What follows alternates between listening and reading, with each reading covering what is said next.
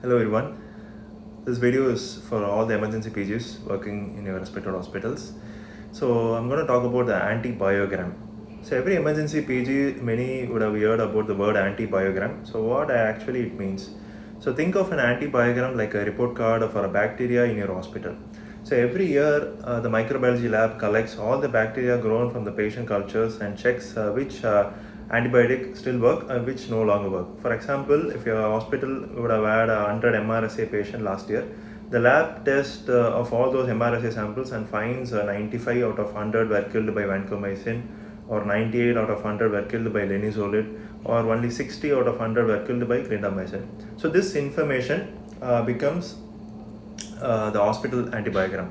Now imagine a new patient with severe suspect MRSA infection comes to your emergency department and you don't have the culture report yet.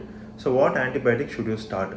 So you look at the antibiogram, what you have collected. So since the vancomycin works against 95% of MRSA in your hospital, so it is a good empiric choice. And if the antibiogram shows that clindamycin works only 60% of time, then it is not a good empiric choice for a critically ill patient. So that is all about antibiogram is. So it answers one simple question, that is, in my hospital, which antibiotic is more likely to work before the culture report comes back.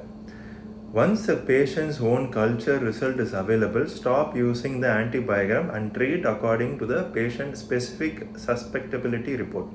See, the final key line, what I'm trying to say is antibiogram tells you what usually works in your hospital, but culture report tells what works for your patient. So do know, read about the antibiogram and grab your antibiogram report from your lab. So this information will be helpful for all the emergency PGs, I guess. Thank you so much.